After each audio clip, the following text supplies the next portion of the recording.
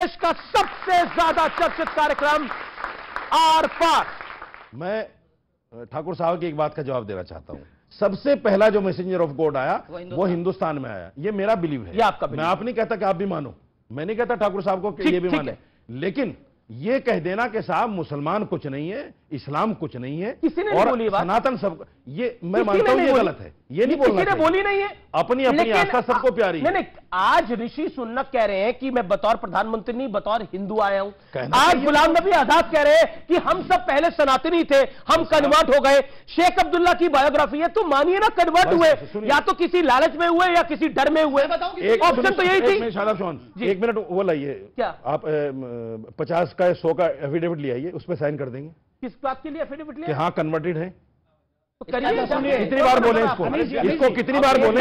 देवकीनंदन जी, कितनी बार बोलेंगे कि आपको देवकीनंदन जी 30 सेकंड है। सुधांशु त्रिवेदी, देवकीनंदन जी 30 सेकंड। मैं सिर्फ 20 सेकंड में बात खत्म कर रहा हूं जी। आज इस बहस में एक बहुत काम अच्छा हो गया कि सबने एक्सेप्ट किया कि हमारा डीएनए एक है। ठीक, रुकिए। अब एक और बात निश्चित हो जाती है कि हमारे पूर्वजों ने कभी न कभी तो भोले बाबा की और श्री कृष्ण की पूजा की होगी। तो हम आप सबसे आज आप ही के चैनल के माध्यम से, शांति वार्ता के माध्यम से शांति मैसेज हम आप सबको हाथ जोड़ के दे रहे हैं। इसमें हमारे कोई द्वेष भाव नहीं है। हमारे श्री कृष्ण को, उनकी छवि को औरंगजेब ने कृष्ण मंदिर तुड़वाकर उनकी छवि को जामा मस्जिद की सीढ़ियों में गाड़ दिया है। बस चेक हो जाने दो है कि नहीं है, तो वो हमें दे दीजिए। अगर नहीं है तो उसमें जो नुकसान होगा हम आपको लाकर देंगे, हम देंगे, उसे सीढ़ी बनवाएंगे। बस डीएनए ने कभी ना कभी तो उन्होंने भी पूजा की है ना हमारे पूर्वजों ने। तो मतलब आप कह रहे हैं सब, सुधांशु मैं आपको बता रहा हूं, ओके, आप सब आप कह रहे हैं सब अगर कन्वर्टेड है तो जी।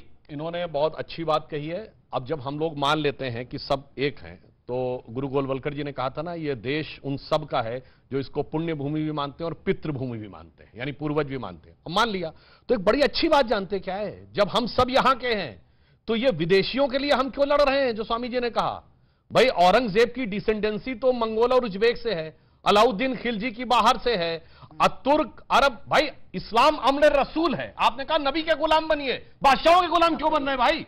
अमले रसूल है, अमले बादशाहत नहीं। तो बादशाहों के लिए मत लड़िए, बादशाहों की खूनी विरासत को छोड़ दीजिए। हाँ, एक पॉइंट में टेक्निकल कहना चाहता हूं जो अभी बात कही गई। देखिए, किसी के धार्मिक भावना को मैं हर्ट नहीं करना चाहता। इन्होंने कहा कि आदम अलैहिस्सलाम आए पहले, वो भारत में आए, वो पहले थे। हम क्या कहते हैं, मनु, जैसा स्वामी जी ने कहा मनु उत्पन्न हुए। अब बताइए, हमारे यहां मनु की नौका है, इनके यहां क्या है, नूह की किश्ती। अब आप लिंग्विस्टिक साइंस से बताइए, मनु से अपभ्रंश होकर नूह बना होगा कि नूह से मनु बना होगा?